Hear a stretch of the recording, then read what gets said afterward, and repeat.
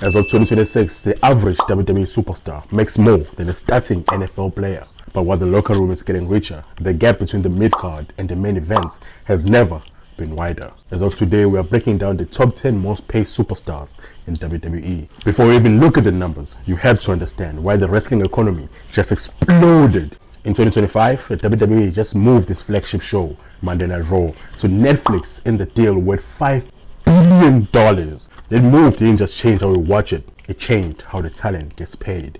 By the first quarter of 2026, TKO Group reported record-breaking annual revenues of $1.7 billion, officially surpassing the UFC for the first time in history. This massive influx of cash meant that the contracts like Seth Rollins, Drew McIntyre and Finn Balor came up for renewal. The market rate has doubled. Today, the top guy isn't looking for 2 or 3 billion, they are looking at 8 figures. Let's see who actually secured the bag.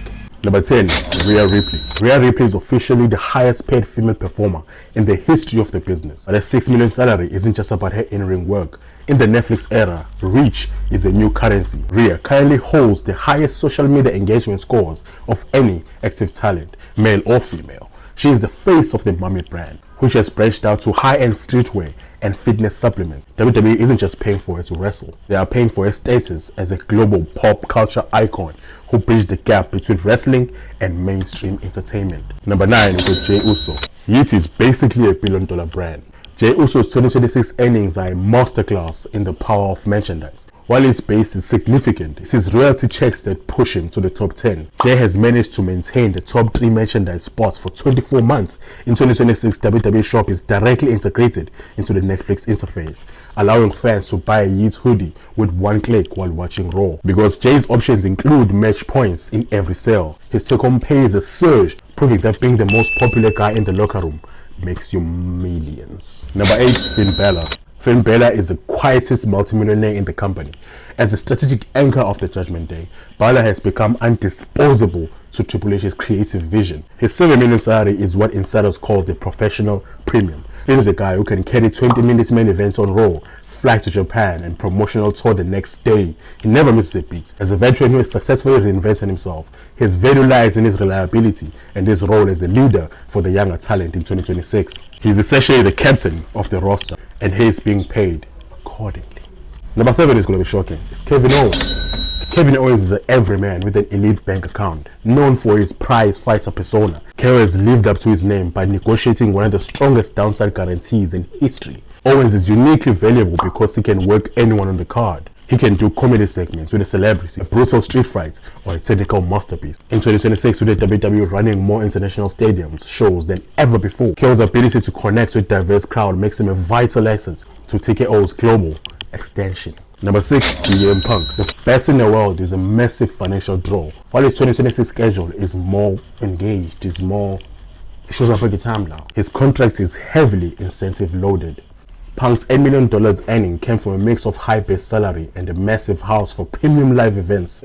When Punk is in the card for a show like Bad Blood or Survivor Series, viewership on the Netflix spikes nearly 15%. He remains the king of curiosity gap. Fans tune in to see what they say on the mic, and Netflix is more than happy to pay a premium for that credibility. Number 5, Drew McIntyre. The Scottish warrior bettered himself and won. After a tense period of contract negotiations in 2024, McIntyre signed a landmark 4-year deal that keeps him in WWE through at least 2028. His $8 million salary reflects his role as antagonist of the Netflix era. Drew has mastered the art of social media warfare, using X and Instagram to build storylines that feel real because he consistently drives the most organic engagement in the company. WWE treated his renewal as a top priority, offering him a deal that places him firmly in the upper echelon of all-time earners. Number 4, Seth freaking Rollins. The visionary has reached a 9 million mark. Seth Rollins is a definition of franchise player. He is the guy TKO sends to represent the company at New York Stock Exchange and the guy who anchors the biggest storylines on Monday Night Raw. His $9 million salary is a reward for over decades of elite service. Rollins has survived multiple injuries and reinventions to remain the top of the mountain. He's viewed as a safety net of the company. If a main event falls through, you put Seth Rollins in, and you know it will be a 5-star match. That kind of security is worth millions to $1 billion corporation. Number 3, Randy Orton. The legend tier status here. In 2026, Randy Orton is making a staggering $10 million.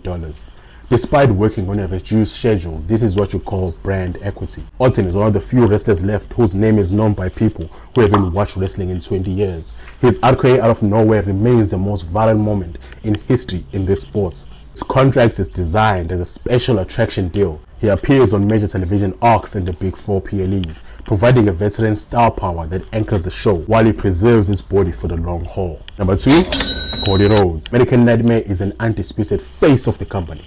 Cody Rhodes isn't just a wrestler, he's a 24/7 marketing machine. His $12 million salary is the highest ever for a full-time performer who actually works the house show circuit. Cody is the primary ambassador for WWE's charitable foundations as a top seller of legacy merchandise. In 2026, he's the man who finished the story and then started a new one as the leader of the Memphis era. Between his salary, his private jet allowances, and the merchandise cuts, Cody is arguably the most successful comeback story in history of professional sports. Number 1, with no surprise, Roman Reigns. Still at the head of the table. In 2026, Roman Reigns stands alone with a $50 million downside guarantee. The logic behind this number is simple. Roman is the end game. He's the only superstar who can make a show feel like a historical event just by walking into the arena. Even with the part-time schedule, Roman moves the needle than anyone else. While he is advertised for a show, ticket sales jump to 20%. The big match feel he brings is something that cannot be manufactured. He earns the most money while working the fewest days. The status he earned through a record-breaking title run has changed the industry forever.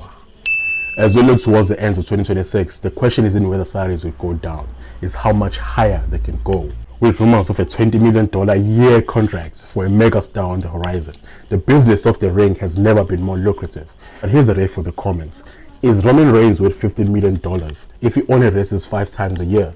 Or should the money be used to raise a workhorse, LA Knight or Gunther? Let me see your thoughts and hit the subscribe button for more deep dives in the business of pro wrestling.